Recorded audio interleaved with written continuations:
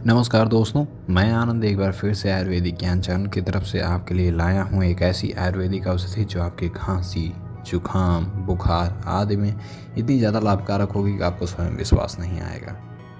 तो यदि आपने हमारे चैनल को सब्सक्राइब नहीं किया है तो प्लीज़ सब्सक्राइब कर लें और उसे अधिक से अधिक लोगों तक शेयर करें ताकि उन्हें उनकी समस्याओं का समाधान मिल सके।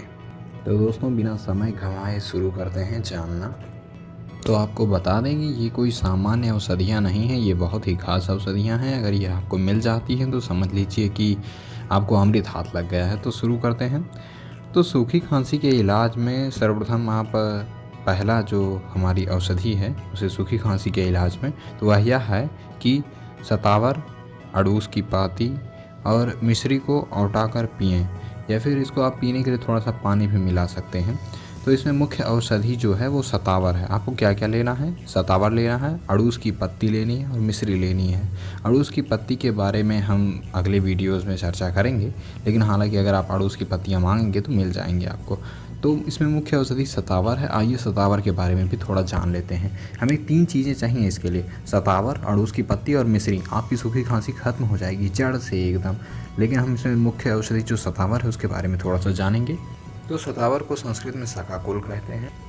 शतावरी की लताएं झाड़ों के ऊपर बहुत ऊंचाई तक चढ़ जाती हैं। इसमें थोड़े थोड़े अंतर पर तीक्ष्ण कांटे भी होते हैं। इसके पत्ते बहुत महीन सोवा के पत्तों की तरह होते हैं। इसके फूल सफ़ेद और छोटे होते हैं। दोस्तों, मैं ये आपको इसलिए बता रहा हूँ ताकि अगर आप कहीं शतावर का वृक्ष देखें या पेड़ देखें तो आप जान सकें और उसे अपनी समस्या के अनुरूप उपयोग में ला सकें। इसकी 2 जातियाँ होती हैं, एक बड़ी शतावरी और एक छोटी शतावरी। छोटी शतावरी की बेलों से बड़ी शतावरी की बेल बड़ी होती है, यानी बड़ी शतावरी बड़ी होती है भाई, जाहिर सी बात है उसकी बेलें लंबी होंगी। इसके बेल नीचे ज़मीन के अंदर सैकड़ों जड़ें फैली होती हैं। एक एक बेल के नीचे 10-10 सेर तक शतावरी की जड़ें प्राप्त होती हैं। इन जड़ों के ऊपर हरे रंग का पतला छिलका रहता है। इस छिलके को निकाल देने पर भीतर से दूध के समान सफ़ेद रंग की जड़ें निकलती हैं।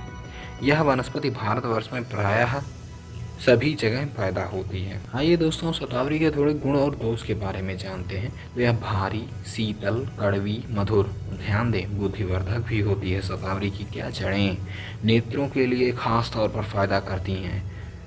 यह शक्तिवर्धक होती हैं, रक्त, पित्त और सूजन को भी दूर करने वाली होती हैं। यह अतिसार निवारक भी होती है। जिन मित्रों को पथरी की वेदना को कम करना है, अर्थात जिन्हें पथरी के दौरान बहुत ज़्यादा पीड़ा, वैसे भी पथरी के दौरान बहुत पीड़ा होती ही है, तो इसको कम करने के लिए इसकी जड़ को पानी में पीसकर, ध्यान दें शतावरी की जड़ को पानी में पीसकर बनारसी शक्कर या आप नॉर्मल शक्कर भी प्रयोग कर सकते हैं के साथ देते हैं। बहुत से मित्रों को मूत्र जलन होती है और मूत्र की रुकावट भी होती है।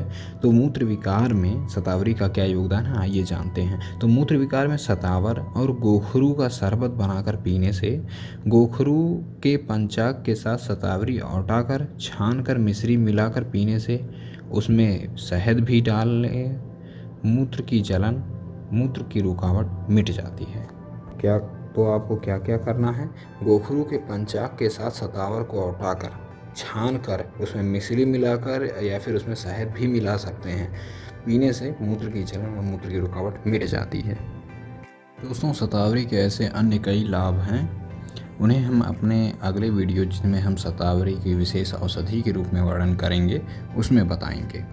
दोस्तों, आपको जो अगली औषधि बताने वाला हूँ वह सबसे महत्वपूर्ण है और उसे काफ़ी ध्यान से सुने।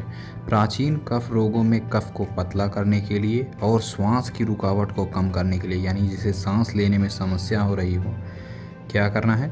प्राचीन कफ रोगों में कफ को पतला करने के लिए और श्वास की रुकावट को कम करने के लिए 20 गुने पानी में सिकाकाई की फांट बनाकर 1 से 2 औंस की मात्रा में दी जाती है। इस फांट से दस्त साफ होता है। इसके पत्र को काली मिर्च के साथ देने से विरेचन होता है और कभी कभी वमन भी होता है। ध्यान दें, सिकाकाई का नाम अक्सर आपने सुना होगा, बालों को लंबा करने में, काले व घने करने में होता है, लेकिन इसके अन्य बहुत सारे लाभ हैं जिनसे आप अज्ञात हैं। तो जब हम शिकाकाई विशेष के बारे में बताएंगे तो उसमें भी हम उसके सारे लाभ बताएंगे, लेकिन फ़िलहाल के लिए प्राचीन कफ रोगों में कफ को पतला करने के लिए और श्वास की रुकावट को कम करने के लिए 20 गुने पानी में इसकी फाँट बनाई जाती है। फिर इसे 1 से 2 औंस की मात्रा में लें तो आपको दस्त के माध्यम से सब कुछ दुरुस्त हो जाता है। हालांकि बालों को लंबे व काले व घने बनाने के लिए बता दें, इसकी फलियों के गाढ़े से सिर धोने से सिर के जुएं और लीखें मर जाती हैं और बाल लंबे होते हैं। आपको क्या करना है, सिर्फ इसके फली जो होगी, इसकी फली उसके गाढ़े से सिर धोना है, बस। दोस्तों, तीसरी हमारी मुख्य औषधि है संखिया। तो संखिया का उपयोग सभी प्रकार के ज्वरों को ठीक करने में किया जाता है। तो आपको करना है, संखिया की डाली को बैगन के भीतर रखकर उस पर कपड़ मीट कर पकावें और ऐसे ही 7 बैगन में पकावें। बाद में उसे पीसकर लोहे की कढ़ाई में आधा सेर जल के साथ औटावें। जब पानी सूख जाए तब संखिया के समान भाग उत्तम गेरू मिलाकर बारीक पीसकर उर्द बराबर गोलियां बना लें। इसमें से 1 से 2 गोली बलानुसार देने से सब प्रकार के ज्वर दूर हो जाते हैं। यही सबसे बड़ी औषधि है सभी प्रकार के ज्वरों को दूर करने की। बाकी संखिया का उपयोग मलेरिया के ज्वर को भी दूर करने में किया जाता है, गठिया में भी होता है, रुधिर विकार में भी होता है। ध्यान दीजिए, हम संखिया के बारे में अलग से ज़रूर बताएंगे। और चौथी औषधि है दोस्तों सोने का भस्म। खांसी को दूर करने के लिए दूध के साथ स्वर्ण भस्म लेने से खांसी करीब 7 से 8 घंटे के बीच आराम मिल जाता है। और अगर आपको स्वर्ण के भस्म को बनाने की विधि को जानना है तो आप कमेंट बॉक्स में लिख सकते हैं। तो दोस्तों, आज के लिए बस इतना ही। खांसी, बुखार और अन्य समस्याओं में जिसका मैंने अलग से ऐड कर दिया जैसा कि मुझे मिला, तो ऐसे जानने के लिए हमारे चैनल को सब्सक्राइब करें, शेयर करें और लाइक करें। तो अपना ध्यान रखिए, खुश रहिए, धन्यवाद।